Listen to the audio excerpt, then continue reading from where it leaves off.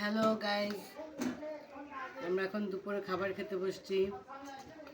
দেখো আজকে আমাদের আইটেম কি কি: কালিজিরা ভর্তা, তারপর আলু ভাজি, ডিম ভুনা, ছোটো মাছ দিয়ে, বেগুন দিয়ে, আলু দিয়ে, টমেটো দিয়ে।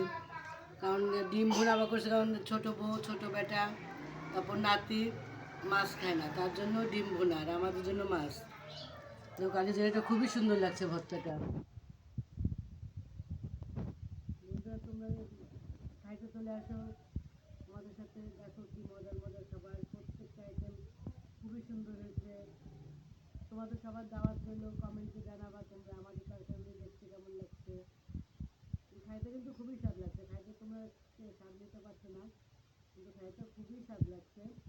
আর সবাই শেয়ার করবা, লাইক শেয়ার কমেন্ট করবো আমাদেরকে, তাহলে আমরা খুশি হব। আমরা তোমাদেরকে লাইক শেয়ার কমেন্ট করবো। কালিজিরা ভর্তা স্বাস্থ্যের জন্য ভালো, শরীরের জন্য ভালো, পেটের জন্য ভালো। প্রতিদিন একটু একটু করে কালিজিরা ভর্তা খাইতে পারলে খুবই উপকার হয়। আজকে আমরা কালিজিরা ভর্তা করছি, খাইতে ভালো লাগছে না? বলো তুমি কিছু। কি বলবো, তোমার স্বাদই তো সবচেয়ে বড় স্বাদ। ভালো লাগছে সাথে। কালিজিরাটা তোমার ঠান্ডা লাগলে সর্দি কাশি তো খুবই ভালো, উপকারী। এটা খেলে ভালো হয়, মুখের রুচি বাড়ে।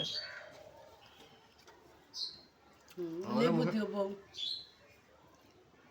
আমাদের মুখে এমনি যে রুচি, রুচির জ্বালায় একেবারে।